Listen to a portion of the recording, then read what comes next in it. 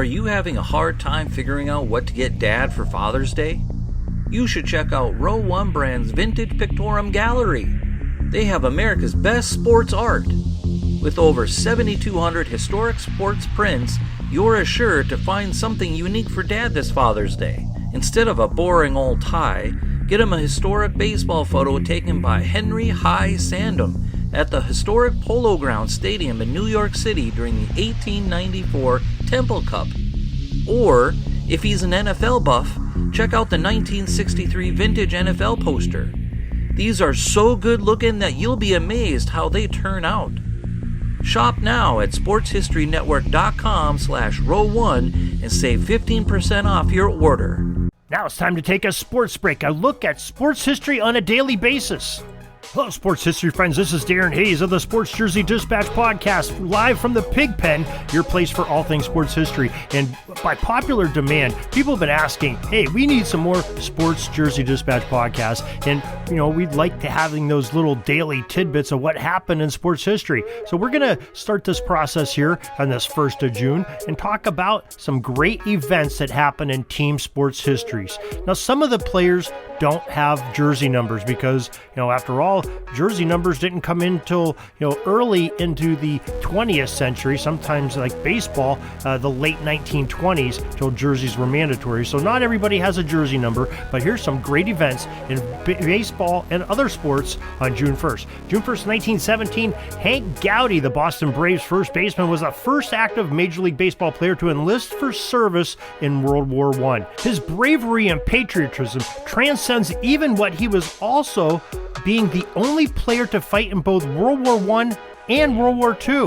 Interesting facts about Gowdy: that he played for both the Braves and the New York Giants teams at two different times between 1910 and 1930, and he was a member of the 1914 World Series champion Braves, batting clutch .545 in the series and hitting the only home run in the series as well.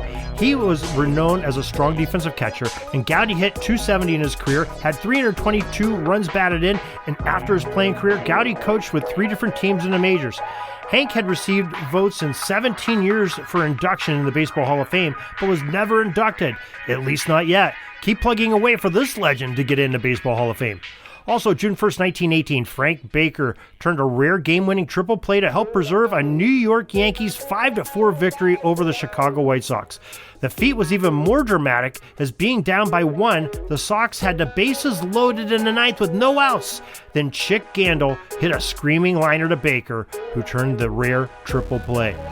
June 1st, 1925, future New York Yankees Hall of Famer and number 4 on his jersey, Lou Gehrig, pinch hit for shortstop Pee Wee Wanage in a 5-3 loss to Washington. It doesn't sound like much, but that game was his first for Gehrig in a record 2,130 consecutive games. The original Iron Man, Lou Gehrig. June 1st, 1943, Pittsburgh Pirates pitcher Rip Sewell, number 30 for the Pirates, patented his eephus or blooper ball pitch, and this was a weapon of choice that aided him to a 20-win campaign for the 1943 Major League Baseball season. We thank you for joining us for this little bit of history break and hope you join us each and every day here. We've got a couple options for you to learn more about sports history on a daily basis. You can go to the Pigpen Sports Daily Email Chronicle and get a full list of what's going on Pigskin Dispatch, the Sports Jersey Dispatch, Orville Mulligan, and a lot of what's going on in the Sports History Network. And also go to sportshistorynetwork.com for some more great daily history of your favorite sports and team sports. So till tomorrow, everybody, have a great sports history day. Sorry, but my pitching coach just called timeout and he's coming out to the mound. I think I'm going to get yanked for a reliever. We'll see you back tomorrow for some more great sports history on Sports Jersey Dispatch Podcast.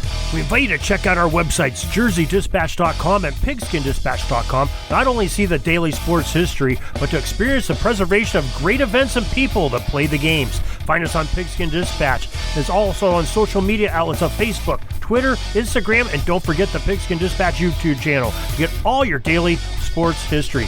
Pigskin Dispatch is happy to be associated with the Sports History Network, the sports headquarters of yesteryear, found at sportshistorynetwork.com. This podcast is part of the Sports History Network, your headquarters for the yesteryear of your favorite sport. You can learn more at sportshistorynetwork.com.